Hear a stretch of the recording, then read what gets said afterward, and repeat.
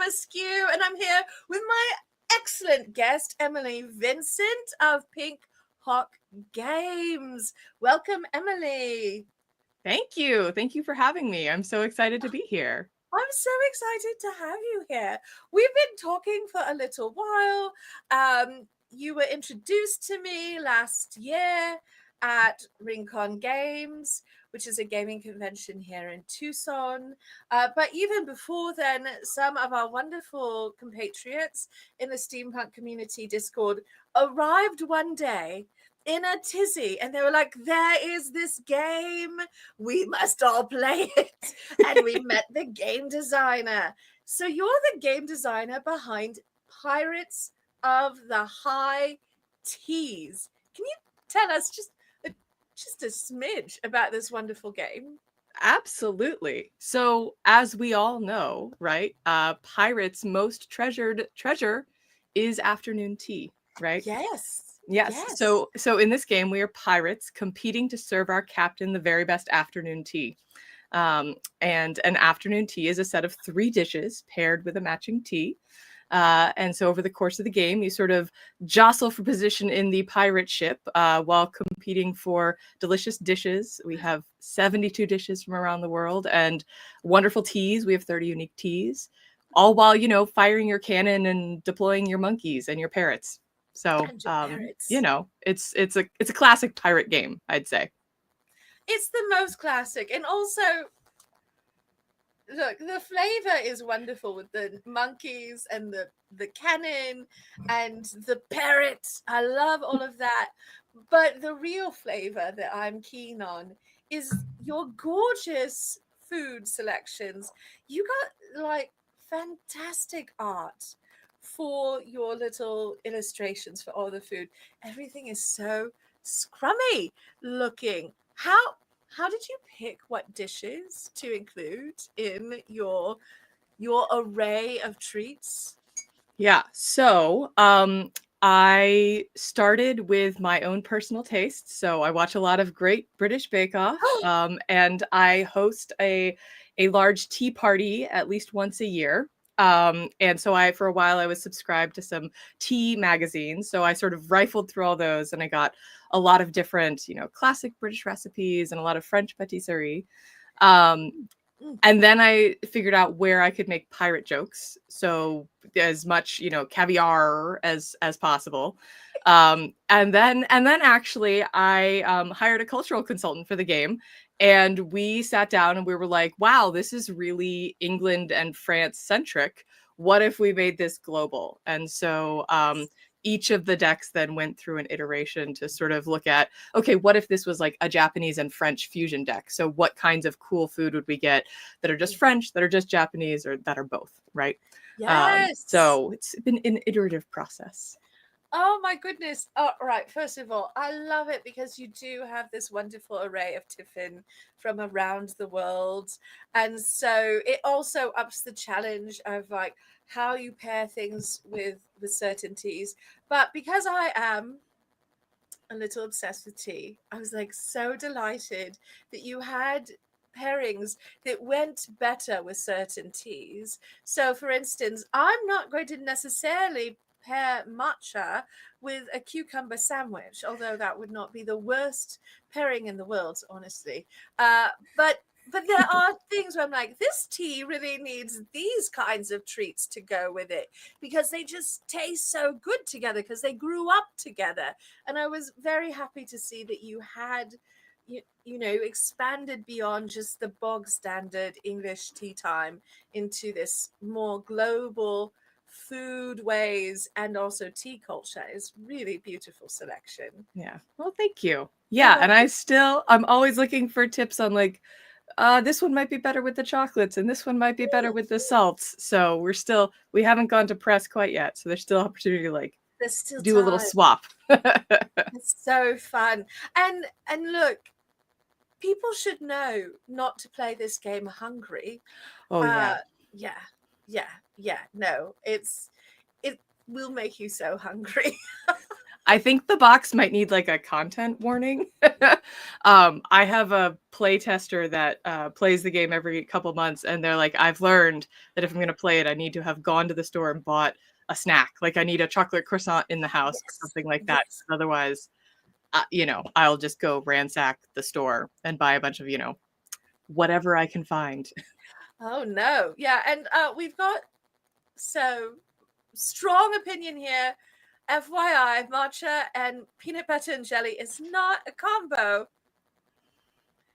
Argent Peacock, Okay. did something bad happen to you? That sounds like someone did something terrible to you at tea. And I'm so sorry that happened.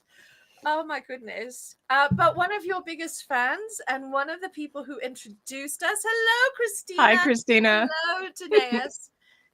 Agrees the best is to have tea and treats ready. I agree. This game is best played with tea on one hand and a plate of treats on the other, so you can be like crushing your opponents and nibbling on something delicious at the same time. Yes. And the tagline for the game is pinkies up me hearties. Yo-ho, right? It's just a little...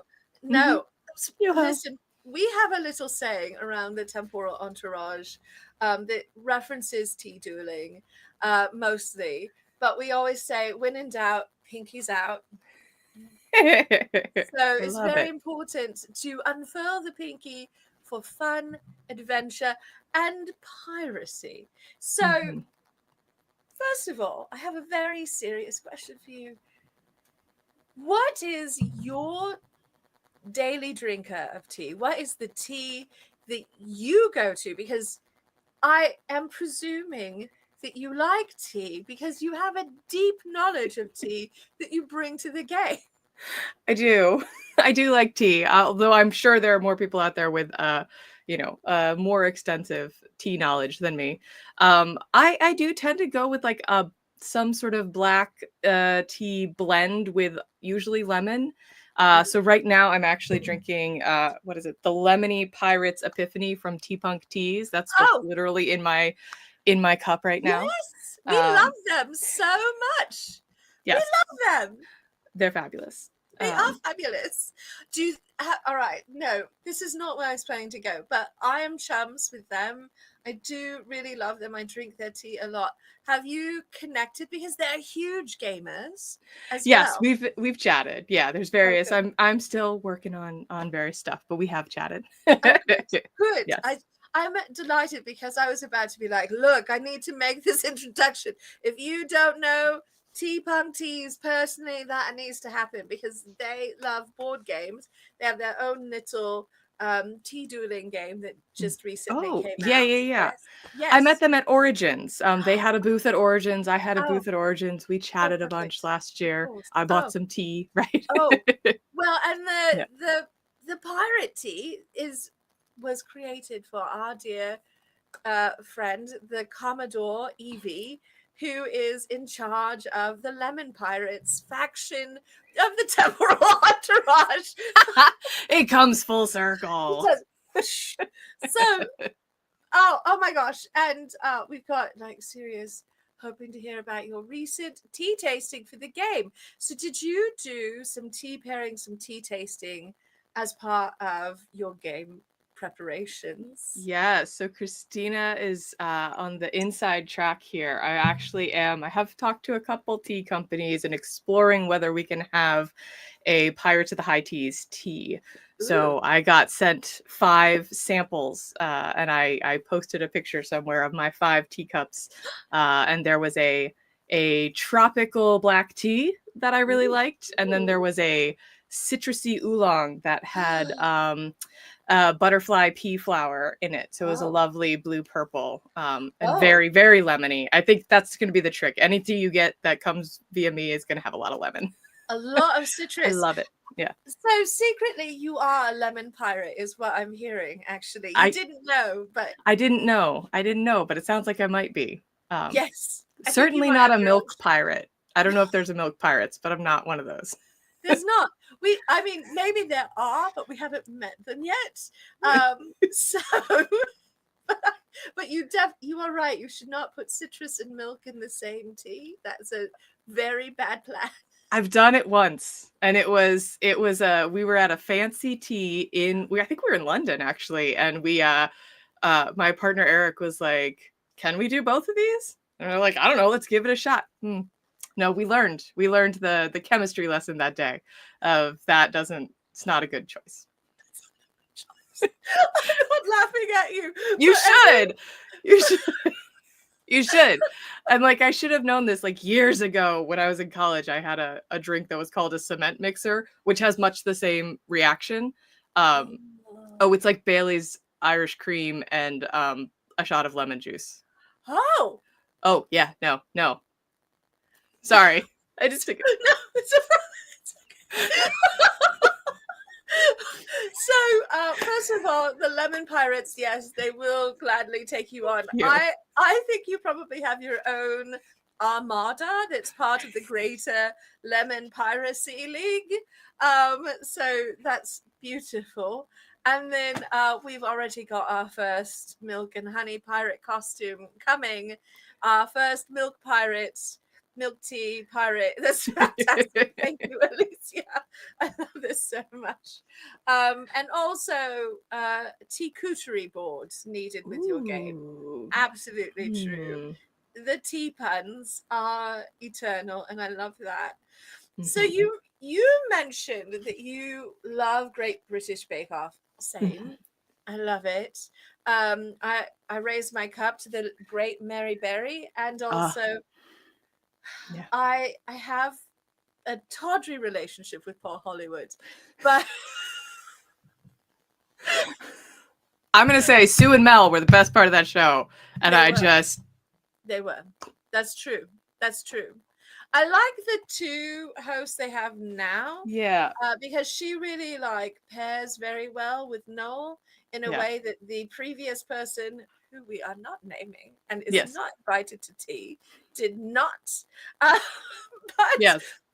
But oh my gosh, look, we have a lot of pirates that have jobs in our community. The Bob and Betsy's are our seamstresses of the high seas. They're coming to fix your piracy costumes so that you can have high tea in style. But my question for you, what is your must-have, most favorite tea time treat? And if you were playing your game, would you preference that treat over points just because you love it so much? So I'm gonna go. Mine's not even a treat; it's a topping, which is the clotted cream. Oh, solid.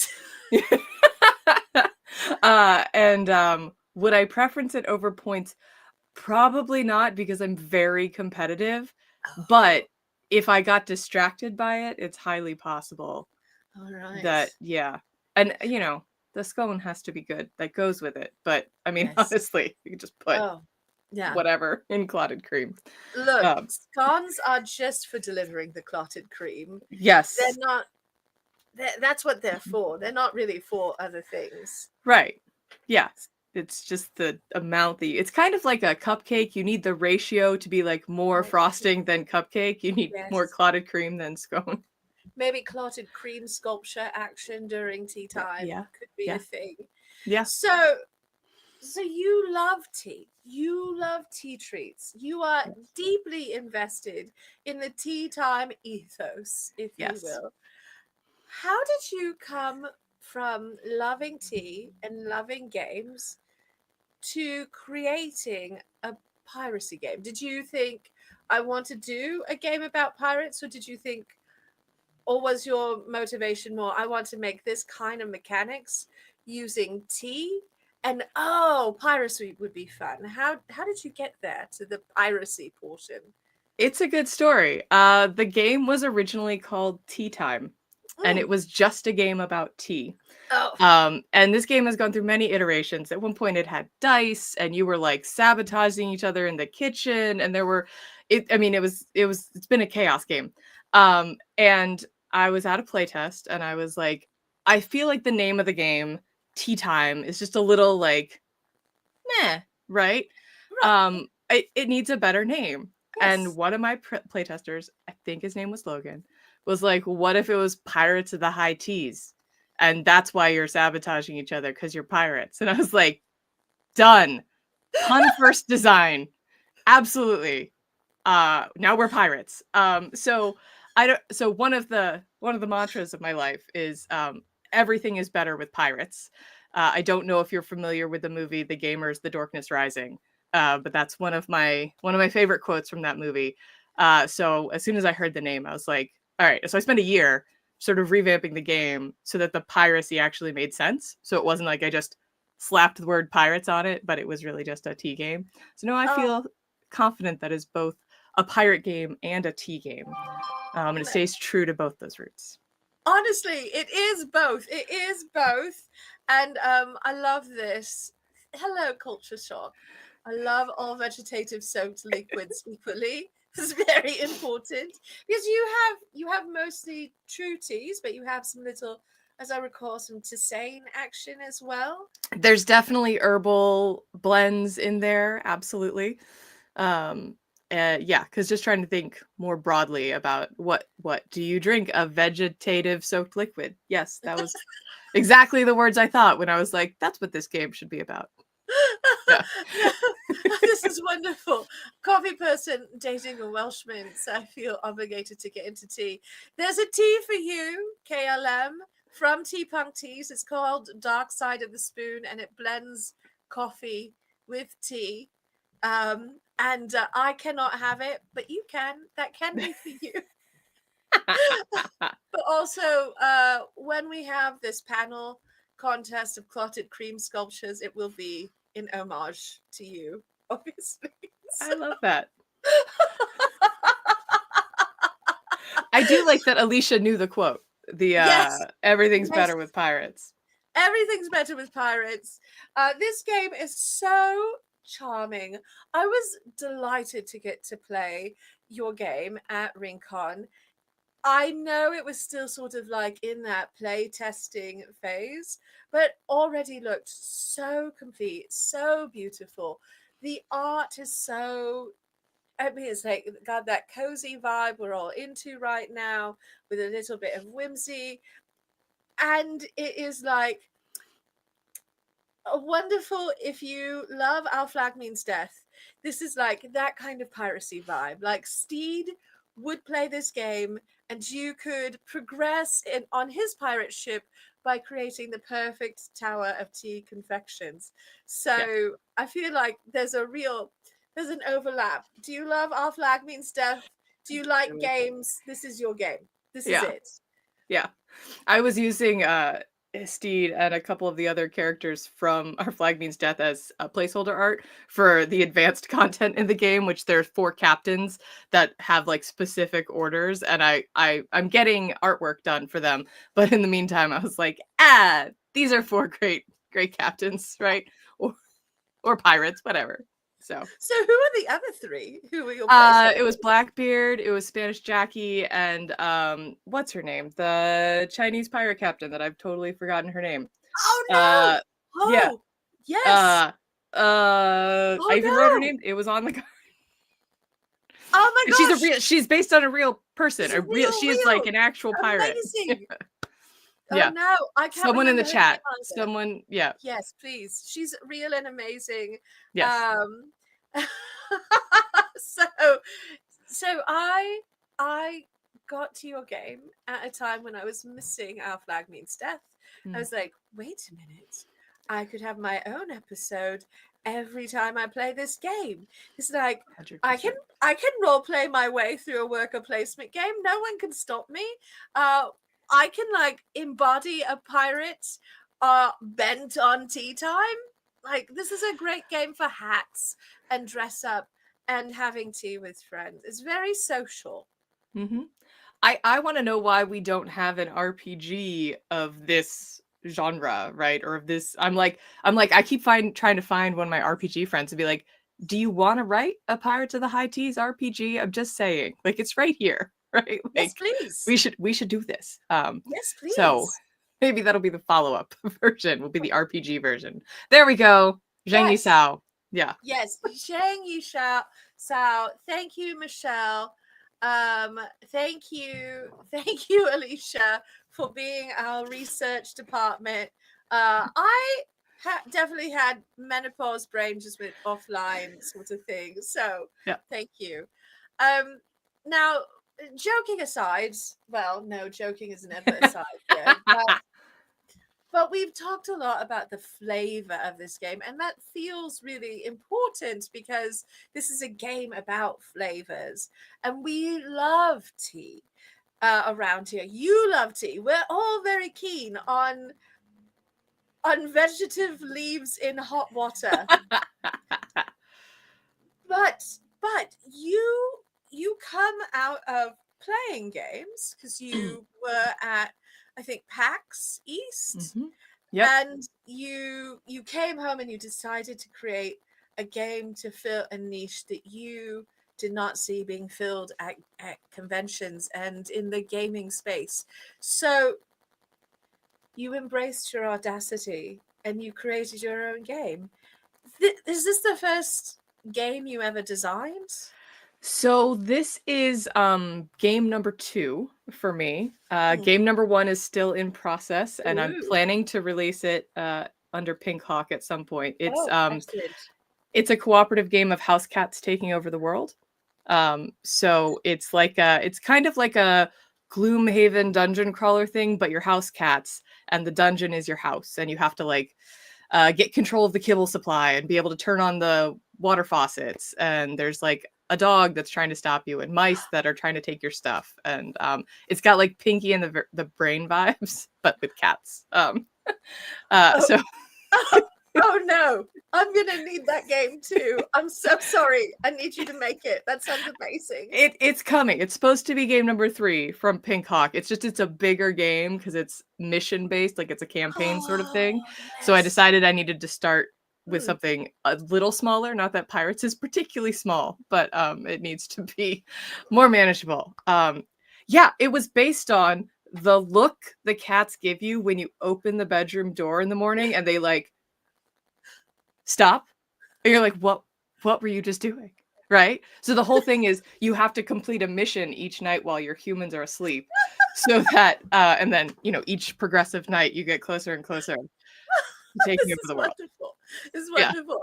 And also, good morning, Lady June Squill. My felines have also taken over my world, so hard relate. I listen.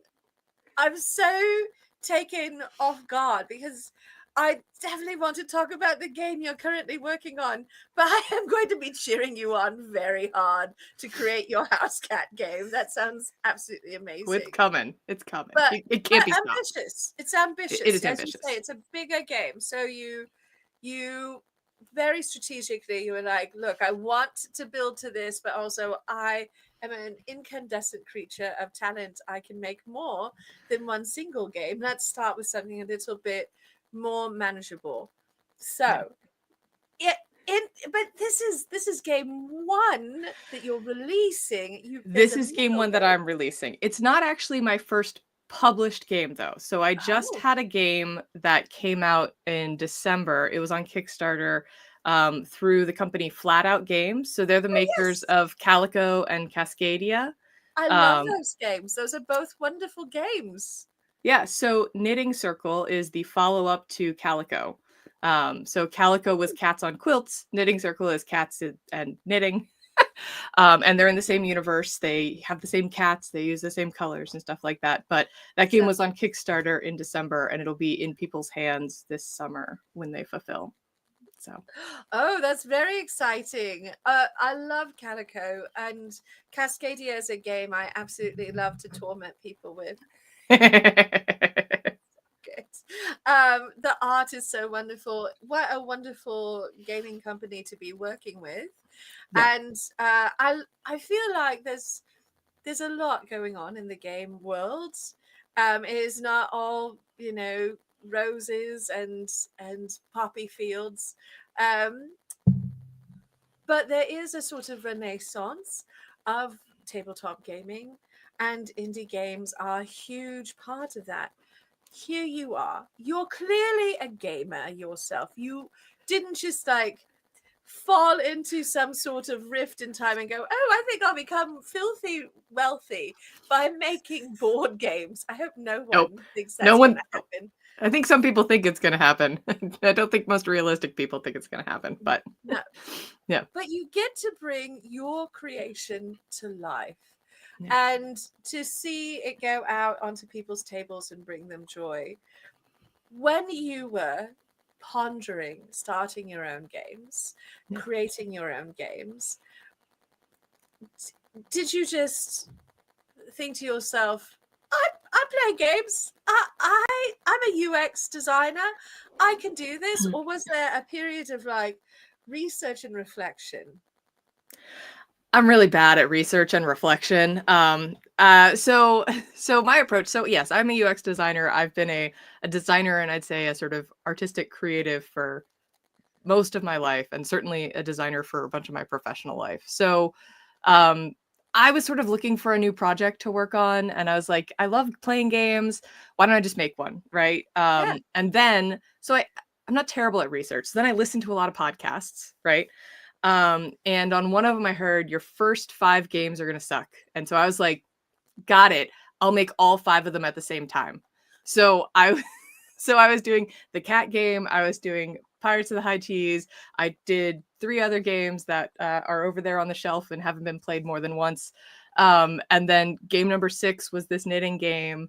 And then I just sort of kept going because the thing I sort of got was I just need to hone my skills, right?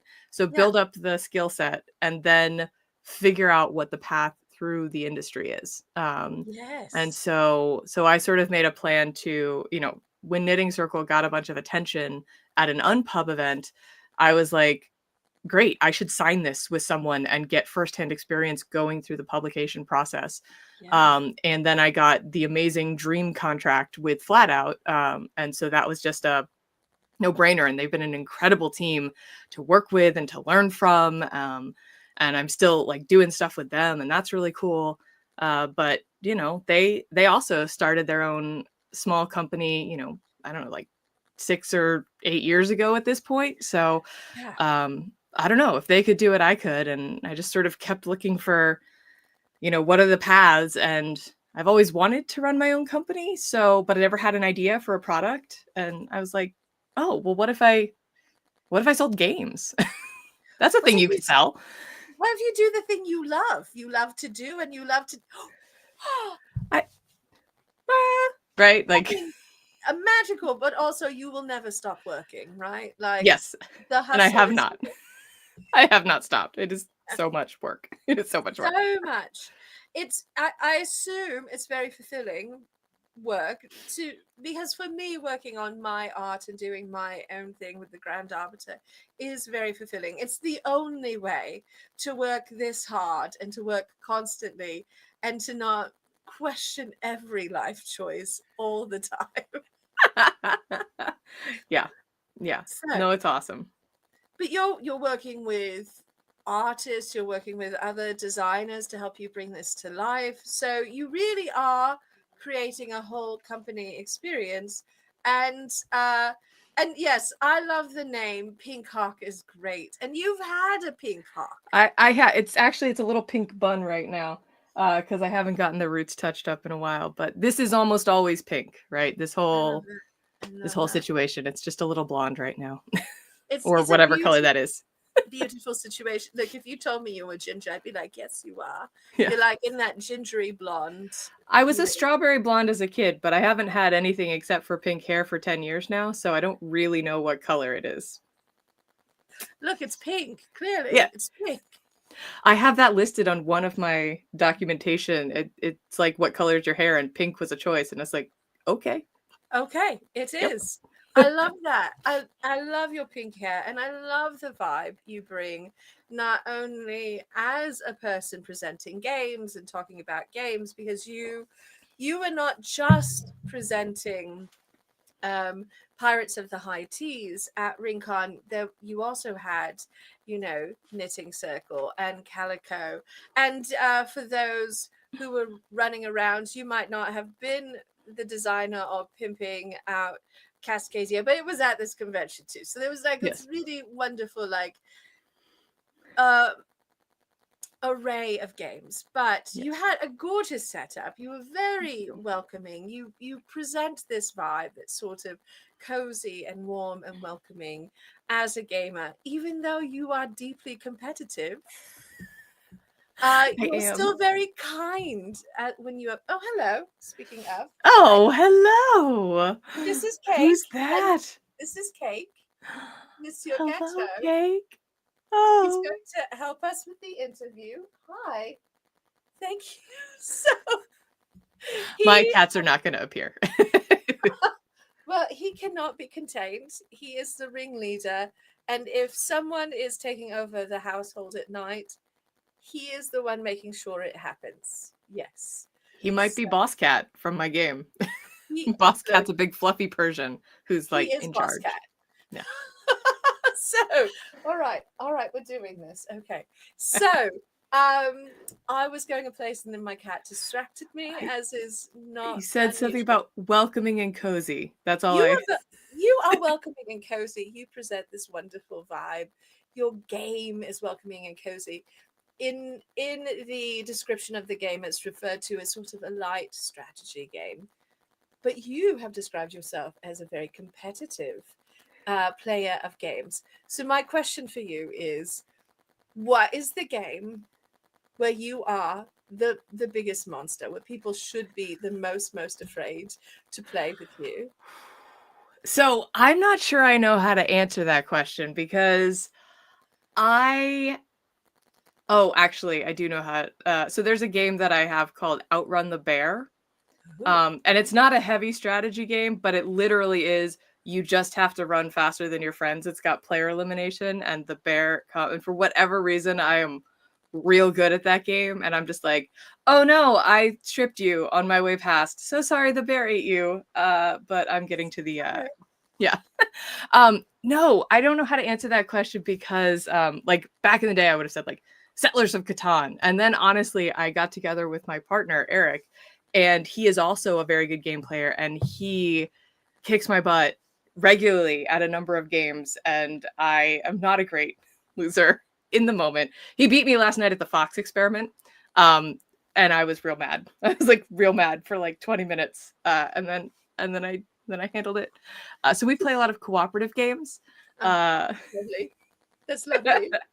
So, um, so my best chum, the Grand Arbiter, is also massively into tabletop games and also card collecting games. So I've lost him to Magic the Gathering. He's mhm, well into that.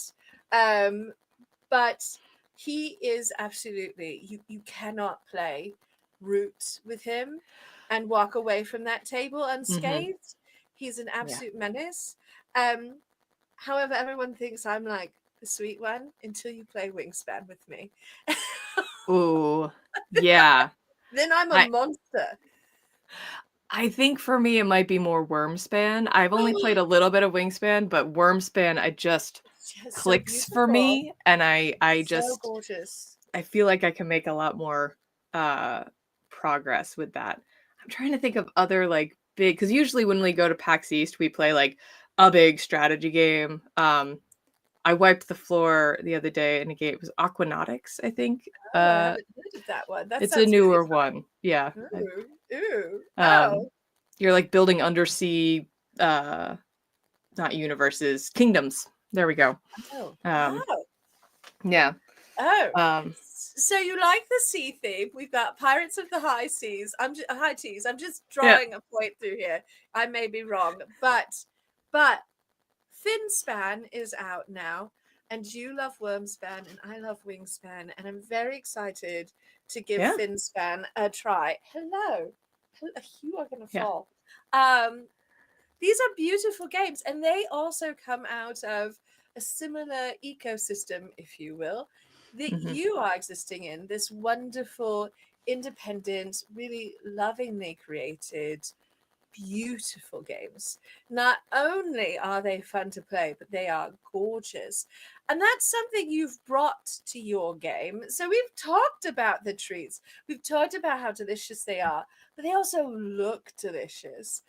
Can you share a little bit about the process of connecting with an artist and that collaboration? I can. It's gonna be a funny story. This is my Love first those. game, right? And I did so much online research trying to find someone who'd done food art. Because what I really wanted was the style of Great British Bake Off, the sketches that, they Yes. describe what they're gonna make and then they do the Oh, sketch. But I wanted yes. it to look like it was, pirates drew it on their pirate ships. Like these are their recipe cards that they're keeping their favorite recipes on, and maybe they have a little bit of, sea salt stain or something like that. And so I was working with my graphic designer Moo, and they were like, okay, I'm doing all this stuff, but like I just need some like placeholder art. And I was like, I just can't find what I'm looking for. And they're like, okay, I just needed something, so I drew this. And I was like, oh, but that's what I'm looking for. And so I hired my graphic designer to be my artist. I love this. I love this. Yes, Yeah, your graphic designer really nailed it with the yeah, art.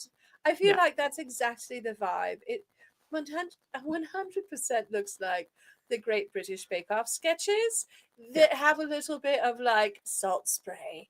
And you could imagine someone fencing in the background and getting like some blood on the recipe cards, but they're still very usable and cute.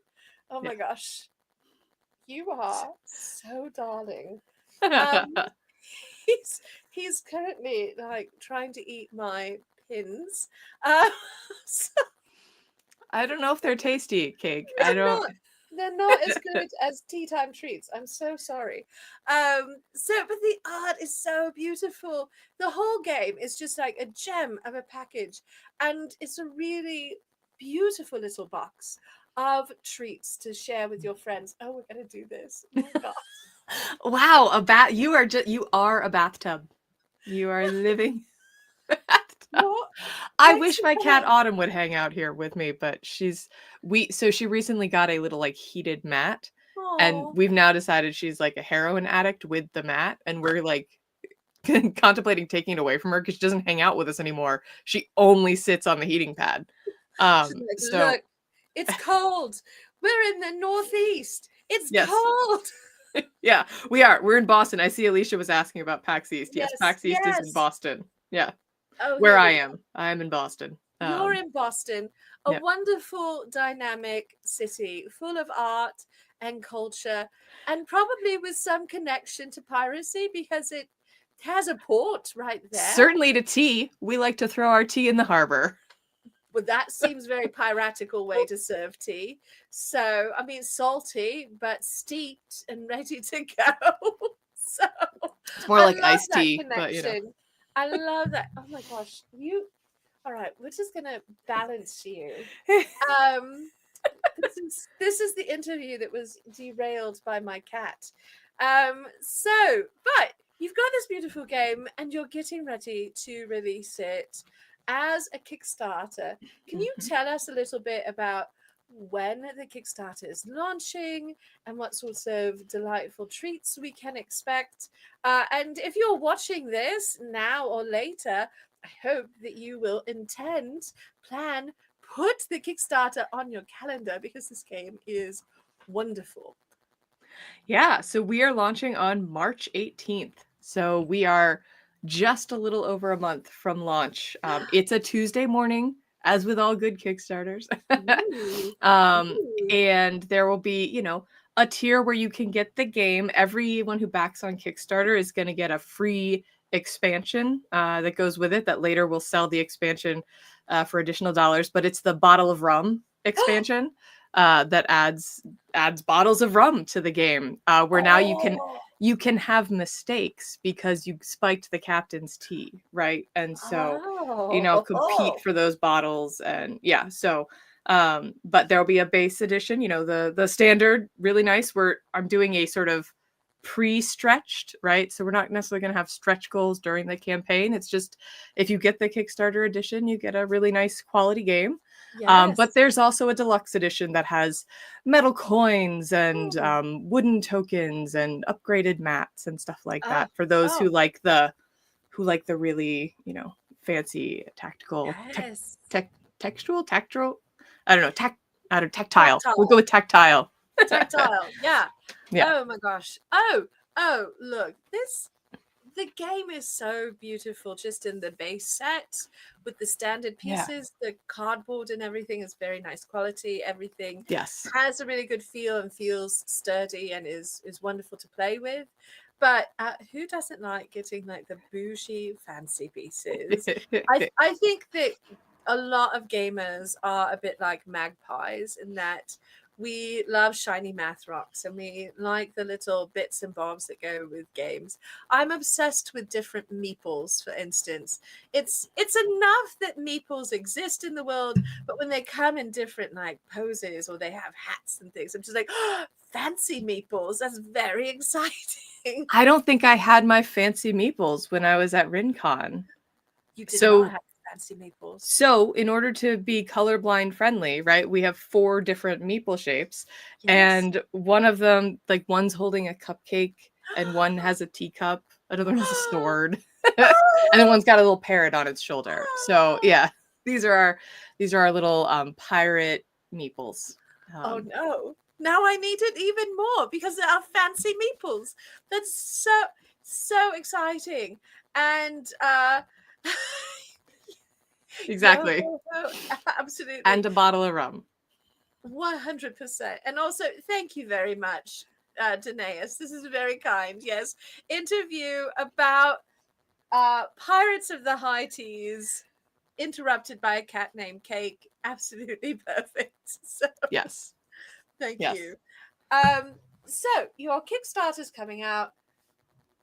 People can just get the game direct from you, Mhm. and that way, and support you and your business very directly.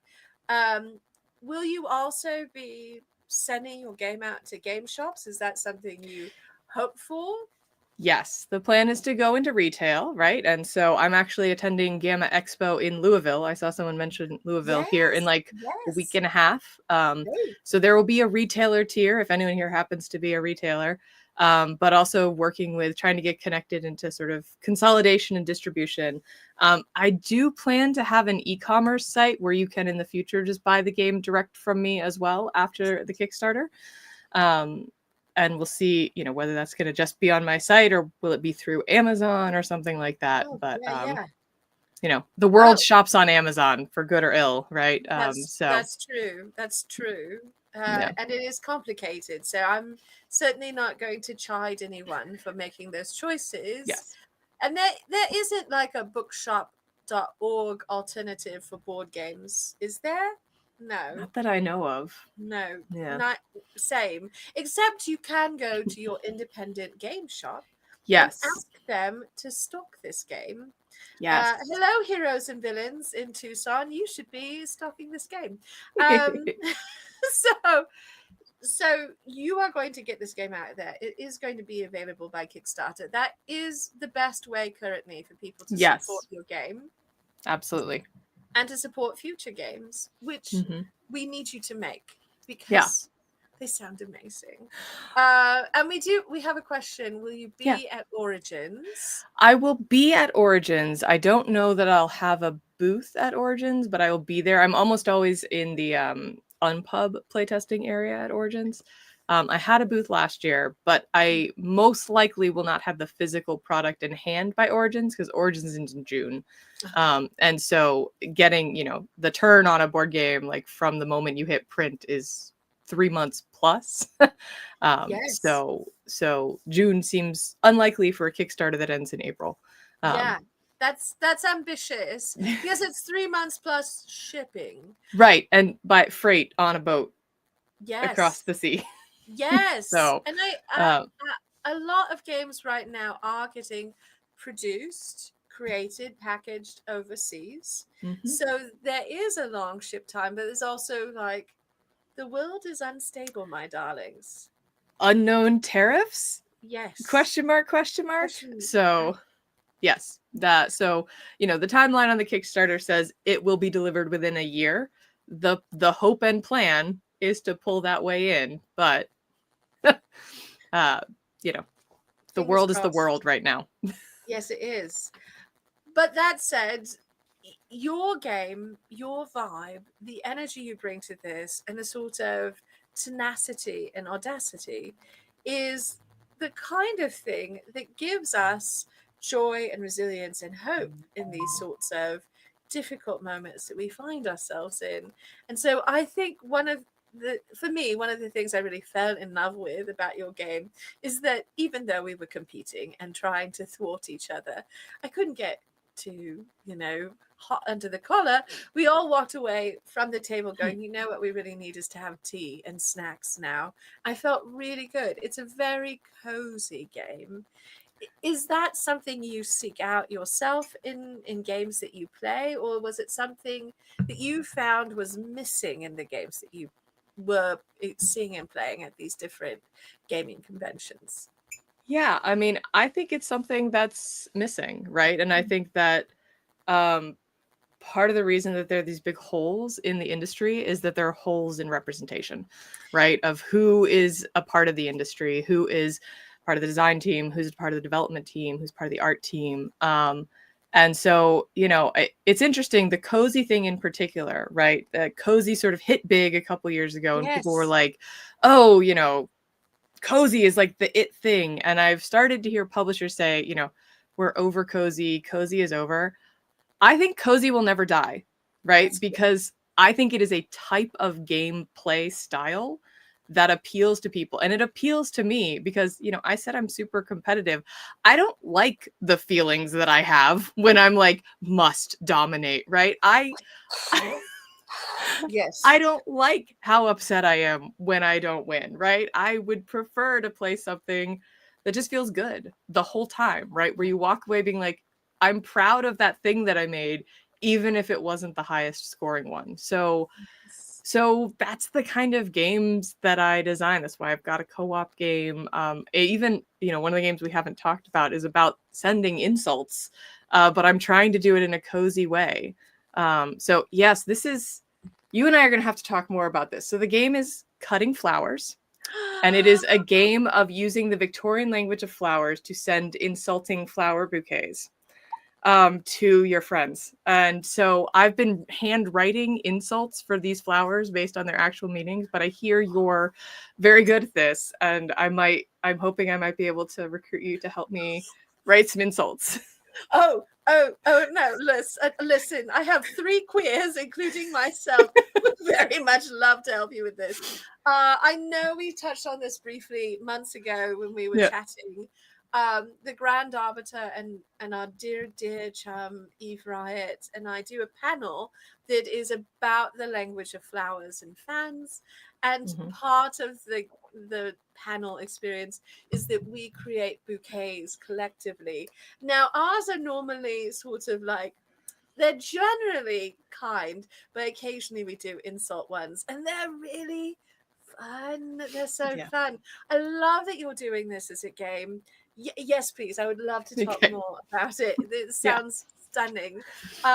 Yeah, and I have to second this. If you see Emily at a gaming convention and you have the opportunity, do sit down and play really anything, but especially Emily's games, because they're look, so wonderful. Knitting Circle, it's cat and yarn. How can you go wrong with that? You Yeah. can't. You can't. Yes. So play, and then we've got pirates and tea. Absolutely cannot go wrong. So wonderful. And next, at some point in the future, cats taking over your house. But marry that with an insult game. It's like so. I know you did not know about the temporal entourage before you met us and you were Mhm. not making games for us, but you made games for us. So thank you very much. I'm so glad that my instinct that you were Yes. out here, I was like, Yes. this person exists. I believe it. Yes. No, see, like Lady June Squirrel approved. They all sound great. Absolutely true. Fantastic games. And I think you're right. Big publishing, big business, they're very risk averse and they Yes. love to follow trends. They like to milk the trend out of every iota of creativity and interest. They want to make the trend safe and very palatable and very easily manufactured. And in doing that, they often sort of kill some of the vibe of the trend, and then they decide that the trend is no more. I'm like, no, hussies, people who love the real thing and make it not out of a cynical desire to capture the trend, but because they love that thing, they're still making it. It's still wonderful. We have a similar problem in steampunk, right? Because steampunk got really big like 10, 12 years ago. It was everywhere. Everyone was putting gears on everything. It was very cynical cash grab. Yeah. And steampunk is full of like makers and indie artists and people who are very into DIY. So we were like, why would we buy a bag of plastic gears from a mass producer when we can Yeah. go break a clock? So I love that. cozy is here. And I think I think the publishers are so wrong, because the next 4 years are going to be very hard. People want cozy things. They want to be cozy. We Yeah. love our cozy dungeon crawlers like Legends and Lattes, and we love these kinds of stories that make us feel sort of soft and good, but we can still have an adventure. And you capture that with your game so much. The vibes are very cozy. It's lovely. Yeah. So yeah, that was a real like a polemic moment. I'm having those Yeah. a lot these days. Well, I mean, so part of the reason I created a publishing company is, right, like I can come up with ideas for games and I can publish my games, however much I want. But like I said, I think there's unserved people in the market because there are not designers designing for them. So one of my Yes. goals with this company is to sign other people's games so that we can bring other voices to the perspective, because mine is not the only one, the most interesting one, whatever, right? But like I think, knock on wood, right? I think I have the ability to manufacture this game, to run this business, right? And not everyone has that and can take that risk. So if I can, and then I can grab people who have great games but don't have the time, the resources, the desire, the skills, whatever it is to push it out, right? I think that's, I don't know, that's how we get more voices out there, right? Yes. And let's talk about that a little bit. Although I do have to throw this up. Yeah. Because we do love guillotines and we love dandies. So wait, the game Guillotine, right? Like I'm assuming capital G? Yeah. Capital G. Okay. Sounds amazing. I do. It's been a long time since I think I've only played it once, but I have played Guillotine. Yes, but also we love a dandy. I hope we're not going to cut them up. We're just going to dress them up. But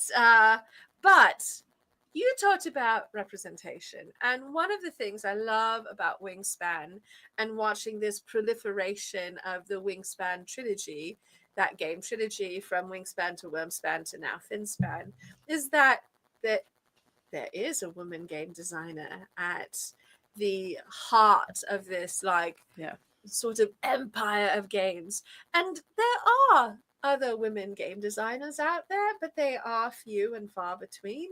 There are other queer, people of color, women, trans folks, all of this diversity of people who play games who do not necessarily get represented in the people who create games. And we all have things we want out of gaming situation that's not necessarily world domination through tanks rolling across land masses. Yes. Or spaceships. Or spaceships. I love a spaceship. I do. But also, it's nice to have some of these other things. Yeah. I cannot conquer the galaxy one more time. I cannot conquer Europe or trade in the Mediterranean one more time. I mean, I will sit down with my friends and I will play those games, but like that is actually one of the like core like tenets at Pink Hawk, right? Is that you're not going to see just straight up, these games that we've seen before, because I'm just not interested, right? I need a hook. I need Yes. pirates and tea, right? I Yes. not just slash and dash pirates, right? I'm looking for something whimsical, which I think is the key word for Pink Hawk, right? Whimsical is what we're aiming for. Oh, So oh, I love whimsy. If you couldn't tell, we're very keen on whimsy around here.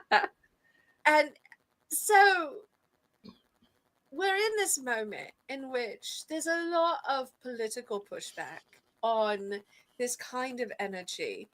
And I know myself as an artist, I don't always wake up in the morning and think to myself, yes, I'm going to make weird jokes about tea and fashion and go on time traveling adventures. And it's going to be an act of revolution and and rebellion. But we're in that time. We're just yeah. saying things like, I want to serve communities that are not normally served by my gaming passion and my hobby, and now my avocation. I want to hold space for things that are not about conquest and domination, that are about more cozy vibes. And it feels so subversive. Yeah. How This is such a big and sort of unfair question. Um, how are you navigating that emotionally? How are you feeling in this moment Yeah. about suddenly finding yourself as a gaming revolutionary? Yeah, I mean, sometimes there's not enough, there's the daily grind that I'm like, I can't even think about it, right? It's just one day, I got to get these things done and move forward. I think it is, yeah, I mean, I think it's, I'll say radical, right? I was in tech for 20 years and now I'm doing board games, right? Yeah, And yeah, that's people, there's a lot of people who don't understand that jump, right? And I don't know, right? I think I have to keep it focused on like the little things I'm gonna do, because if I think about trying to change the world, like I get too like I can't change the world with my board game. Should I quit it entirely and go, yeah. run for office, right? Or something, and still then would not be able to change the world. But um, yeah, I think it's just trying to make space to allow joy, right? I think it's really Yeah. hard right now to feel okay feeling joyful. Um, Yes. uh, and so, I was having a conversation with a friend of mine on our podcast, and he was talking about some of the struggles he's going through right now, but that they're not the same kinds of struggles that like our trans friends are going through right now, or other folks who are sort of really under fire. And even giving ourselves permission to say, this isn't the world's biggest problem, but it is a problem, so we're going to look at it to like take care of each other, to take care of who we can take care of right Yes. now, and just Yes. keep trying to find the people to take care of. I don't know. I'm just talking in circles. I'm gonna stop and let you jump in. No, but honestly, and Lady June Squirrel, yes, I think we're all feeling this like terrible, emotional load right now. And we can make a lot of quips and we can draw a lot of points to lines about like strategy and whatnot. But I find myself often in a similar headspace and navigating very similar feelings around this. I am not going to change the world through tea time jokes and shenanigans, and I'm not going to run for office for many reasons, for so many. But seizing this joy, seizing this opportunity to connect with our community and our people, creating community spaces, uh, provides a kind of resilience and helps fuel people. And that is a thing that I hold on to as an artist right now, because it can feel as though what I do is extremely trivial. And yet, art is one of the first things that people go after, and Yeah. also one of the things people seize onto the most when they are struggling. And we are struggling, many of us, as Alicia says. Yeah, no, yeah. Oh, well, also, yes, Lady June Squirrel, we're gonna try, Get right but on also, that. yes, yes, all of this is happening Yeah. as you are unleashing a beautiful, cozy, thoughtful, funny game that can bring people to the table where they can recharge and feel supported with their chums and walk away with a heart that's a little bit more full. And that's something to really be proud of, my friend, and to honor Thank you. in this moment. It is a challenge any time in history to release an independent piece of art, but it's more challenging right now. And so if you are listening to this later, I hope that you will go and kickstart this game and support this project and share it with all of your chums and friends, because it's the game of the season. You should get it. It's gonna be so good. It's the ultimate game of piracy and pastries. Right. It's my marketing Except pitch. no others. Get those pinkies ready. Yes. So you mentioned you were in tech for 20 years. This is a huge career pivot to being, your own boss, having your own business, doing games. But you bring a lot of experience as an artist to the table too. We barely touched on that, but you have a dance troupe. You do art outside of the art of game design. My question for you Yeah. is, how are you bringing your experience as an artist in these other venues into your work as a game designer? Yeah, I think that's a great question. So one of the things, and this is a real tactical thing, but I think years and years of making art, I mean, a lifetime of making art, has gotten me used to the idea of receiving feedback and critique and finding ways to bring that into my process, and also ways to let go of some of that, right? And helped me feel like I can be confident in my voice as an artist, right? And I can hear someone say it should be more like that, and I'd be like, that's not the vision. Thank you though, right? Appreciate that so much. Yes. Yes. So some of that, just like, I think there's confidence in having done art for a while to be able to say, I can listen to my voice. Sometimes it gets lost, right? But I Yes. can follow that voice. Um, I think the other thing really is about community, right? Going back to what you were saying before, right? One of the fabulous things about my dance troupe is the community, and what we're trying to do, and how we're trying to shape, the small bit of the world around us, right? And trying to take that into what I'm doing in game design, and how can we build community around the types of games that we want to play and we want to see, and the types of folks that we want to game with. I just recently at OrcaCon, which was at the beginning of January, sat down and I played the game Fromage and then the game Wormspan, both of which are medium weight Euros, entirely with a group of women. And I realized I have never before played a strategy game with only women. And I was like, how did I miss this, right? How has this not been a part of my experience? So how do we build communities online, right? Because I think it can't just be the people who are around me that I can touch and feel, right? I don't know. Those are the two things that popped to my mind to that question. No, that's beautiful. And also, look, I agree. Thank you for sharing joy in these dark times. It's so important. It is critical. And also, I love this because, Lady June Squirrel, you and I are going to play the shit out of this game together. I'm going to come over to your house and you're going to be like, oh no, she's back and she wants to play more piracy games. Oh no. It's so wonderful. I love that you got that experience of being with your, you know, your community, your sort of not just a community of friends, as you say. Our communities can be diverse and contain multitudes of people from different backgrounds and of different identities.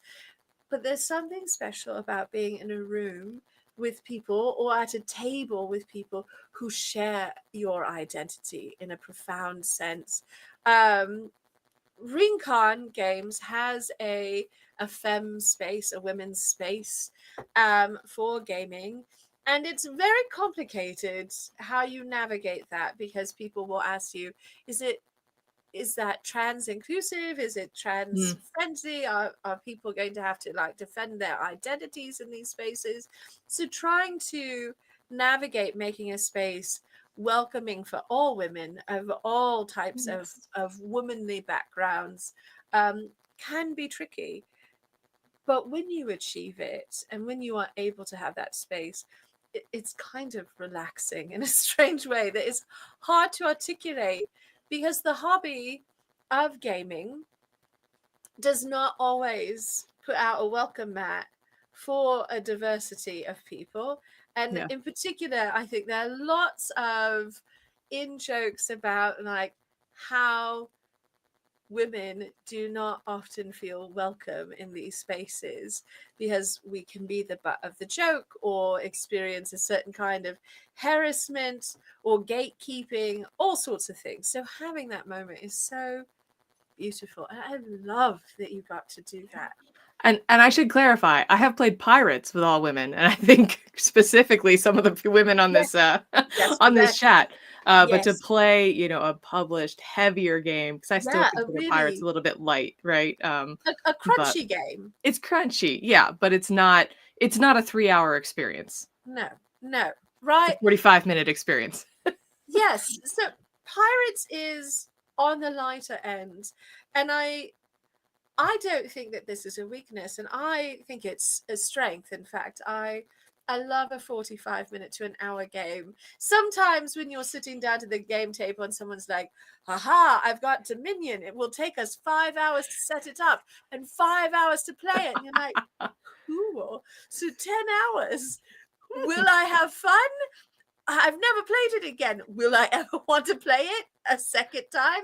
This is a big commitment. Yeah. But and there can be a little bit of like pejorative. People can be like, oh, it's a light game. Oh, it's light. Oh, that's light.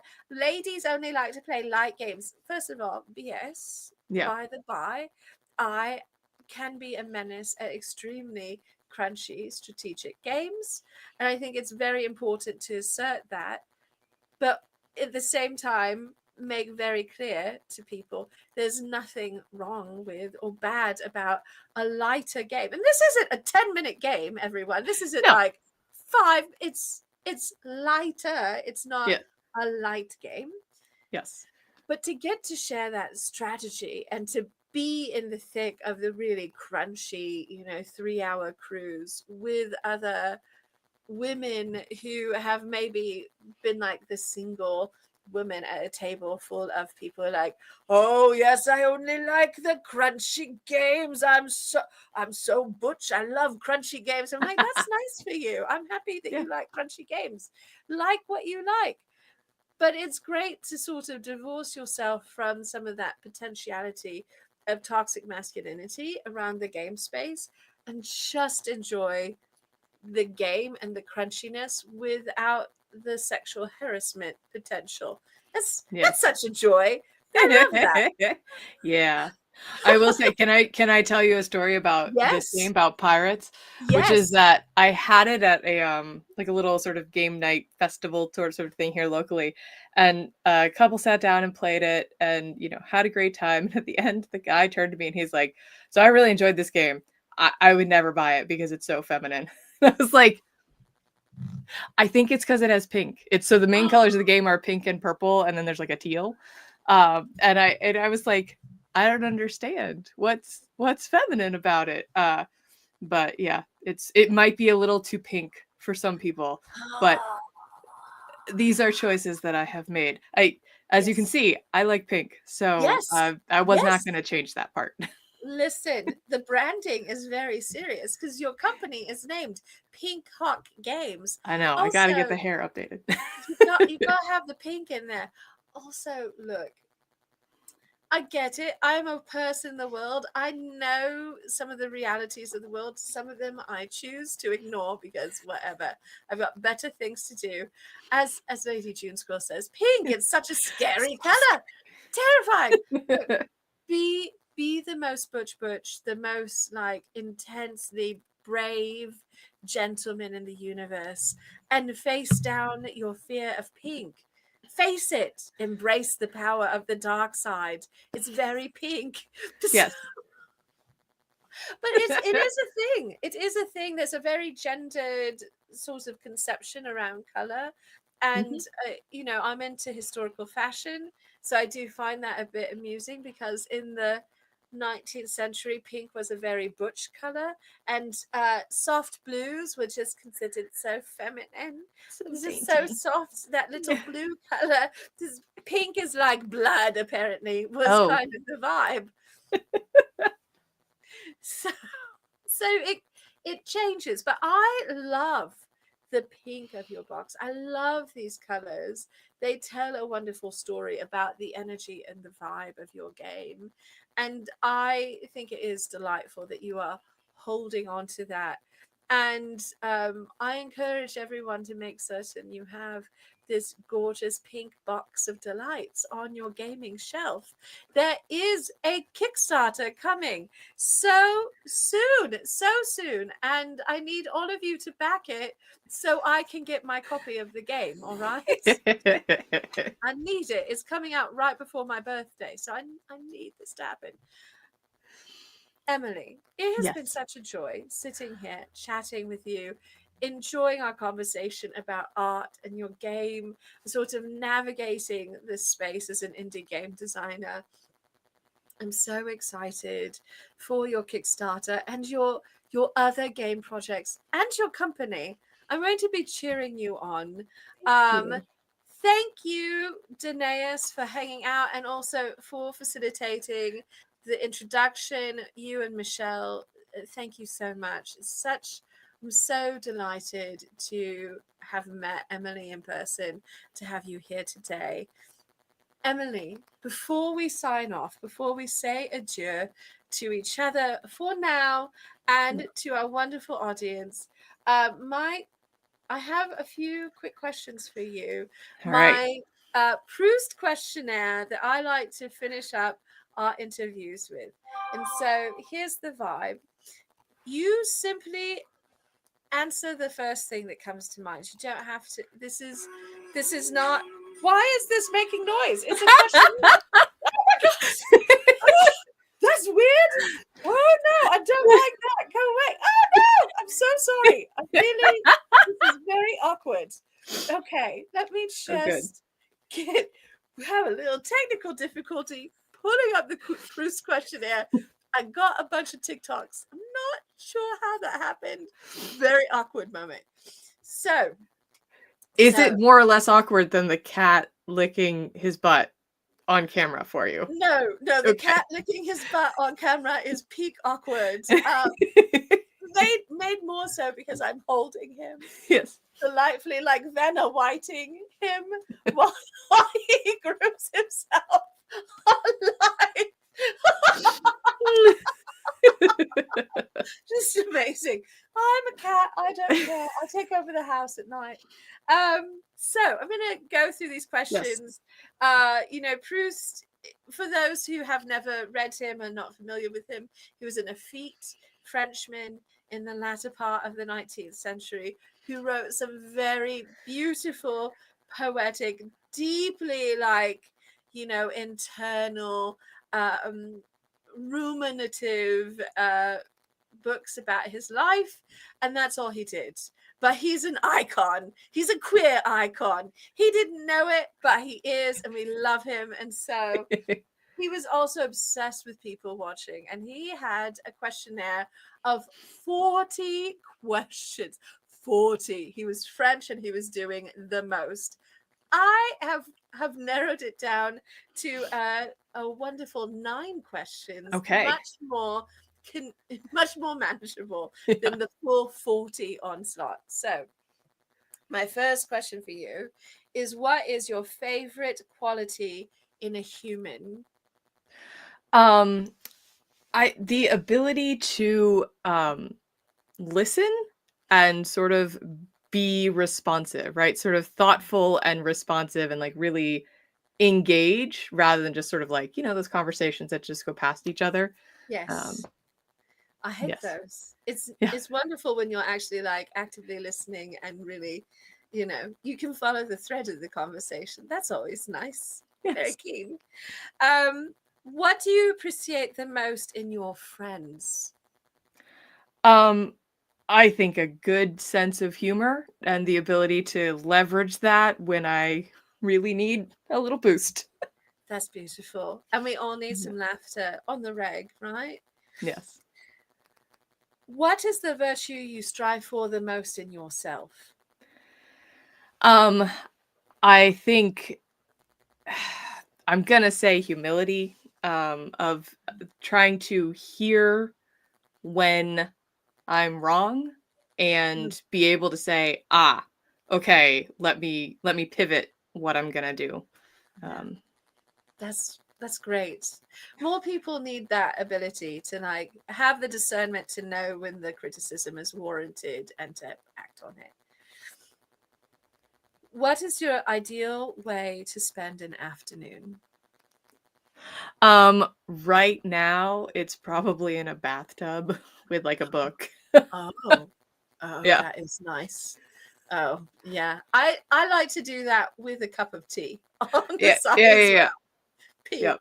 It's so good. I Cup of love tea, that. glass of wine, whatever. Right. Yeah, anything could be in my teacup. I don't need to reveal And a what's bottle of in the rum, right? depths, So right? yeah. Absolutely. Mm. What is your idea of happiness? Oh, I think just being able to wake up every day and do the things that I love with the people that I love. Oh, but that's lovely. Okay. That's wonderful. I feel like that is a great pathway towards happiness, honestly.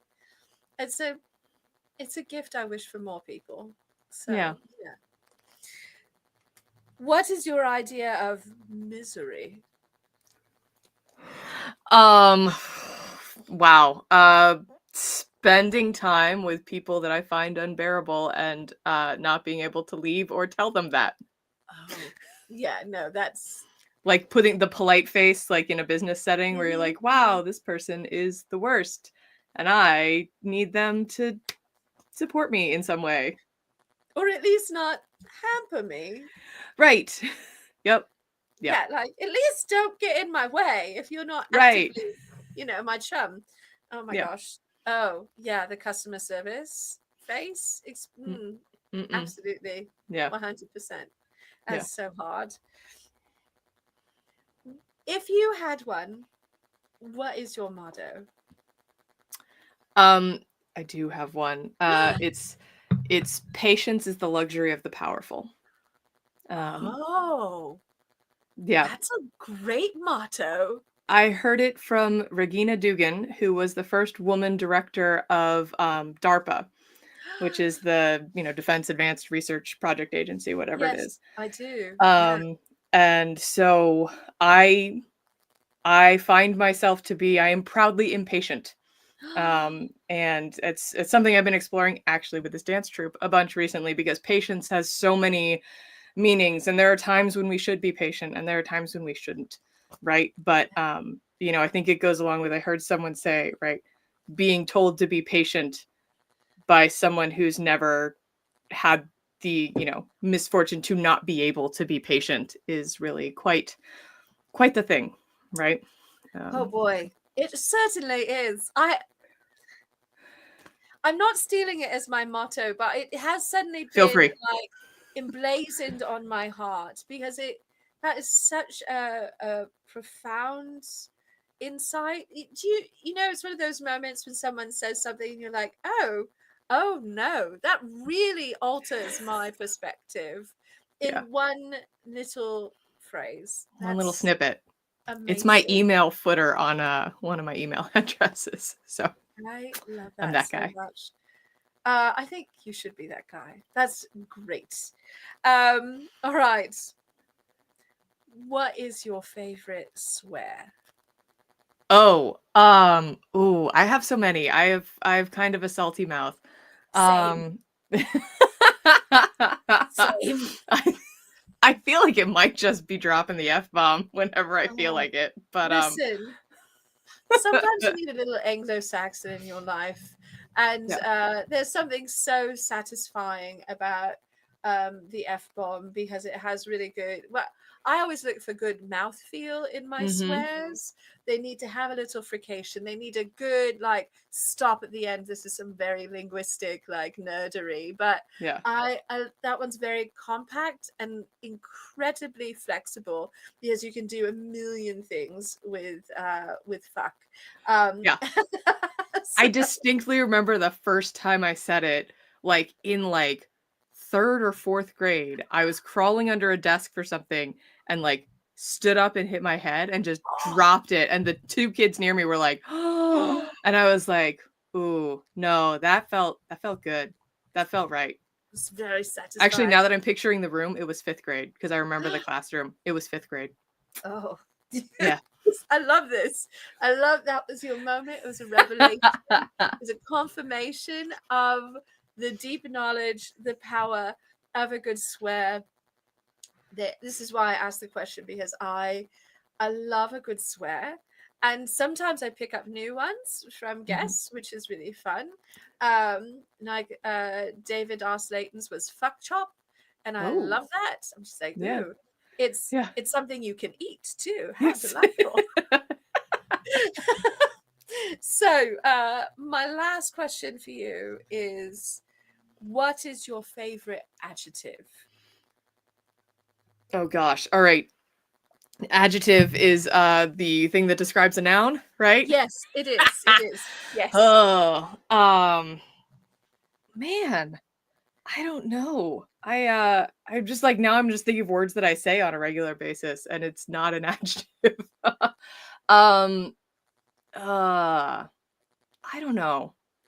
Maybe squishy. Ooh. Everything's really squishy. Ooh, I love that. That's Um a great one. Actually, yeah. that's a great adjective because it is itself kind of a squishy word. It's one of those words that sounds like the thing it is, which Yeah. it's not onomatopoeia, but some words kind of in your brain are like, oh, that like cozy has a Yeah. sort of cozy vibe. Where if you say the O in a very round way, but Yeah. squishy just feels like you took that word and you went squish. Squishy. Right, Yeah. squishy. Yeah. So good. I love that word. I love that that is your adjective. So fantastic. Emily, this has been an absolute delight. I have adored getting to sit down with you. You have a podcast. So if Yes. people have enjoyed hearing you chat about your game and things here today, they can check out your podcast. Can you give a little plug for your podcast before we wrap up? Yes, it's called Building the Game. It's a documentary podcast about game design. I'm a co-host on the podcast. The original host Jason has been doing it for well over 600 episodes. I've only been involved in the last 100 or so here, or maybe Oh, less than only 100. only the So last 100 or yeah, so. Oh, but I'm not on it every week. It's a weekly podcast, but right. we have a whole community of people who come on. But I'm on, every few weeks, and we talk about just what's going on in game design, right? So specific topics that we're working on or what's going on in our lives. But it's really intended to be documentary of the good, the bad, and the ugly of being in the game design world. So I love that. And for those of you who are into board games or are thinking of getting into board games, this is a great opportunity to learn more about the world and hobby of games and gaming. It's such a I don't know, the Grand Arbiter and I are hugely into games. So I'm always very interested in this kind of nitty-gritty discussion and a little bit of insight into the world in which I dip my toes periodically. It has been such a pleasure sitting and chatting with you and talking about your game, your art experience, how you've brought all of that together. Thank you for taking the time to be with us today. Everyone, I'm dropping those links again into the chat so you can find your way to Pinkhock Games. Back that Kickstarter coming out on March 20th for 18th. Pirates.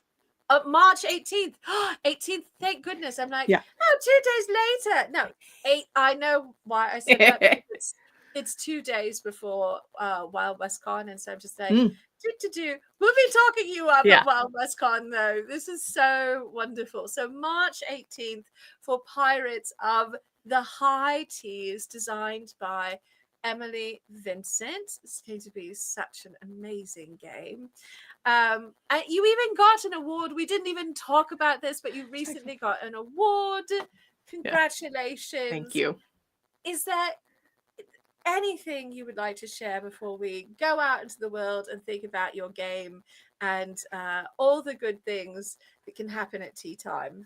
Oh, no, but thank you so much for having me. This is wonderful. And I love the community you guys have built. And I'm just excited to be a part of it and engage more. So Thank you, Emily. It's been a pleasure. Lady June Squirrel, everyone who joined us today, thank you for being our lovely, fantastic audience today. If you're watching later, thank you so much. All of our virtual events, but especially Sip the Tea, are made possible by our loving, stalwart Patreon community. If you would like to see more of this kind of nonsense, please consider becoming a Patreon subscriber. Patreon is what keeps my teapot fueled and allows me to share more cups with more friends, and absolutely powers our Friday nights and all of our community nonsense. So thank you, Patreon subscribers. We do have another event coming up because apparently I only work in absolutely doing everything all at once. So tomorrow we have our virtual book club.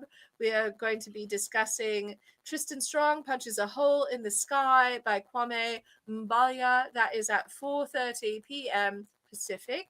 You can join us live on YouTube or join us in our virtual tea parlor on Zoom. I encourage you to come along, have conversation with us. You don't even have to finish the book. There are no grades. It's only fun. So in the meantime, please remember the most important thing, to treasure yourselves as we treasure you. So go out into the world, have that good cup of tea, get that pink box of goodness that happens to be the most delightful game of the season. Wash your hands, get your vaccines, eat your vitamins and minerals. Take care of yourself, because right now, taking care of yourself is an act of resilience and of revolution. No one can do you better than you do. No one can replace you. You are a perfect gem in this universe. And I want to have so much tea with you, which means you have to take good care. Otherwise, I have to haunt you like a maniacal cat. You will never have a decent cup of tea again. So, my darlings, have a wonderful afternoon. Emily, thank you again so much. Do check out Pirates of the High Teas, coming to Kickstarter on March 18th. On the 18th, we'll see Emily again, I know, and I'll see all of you Sunday, Tuesday, Friday, every day of the week. Cheers, everybody.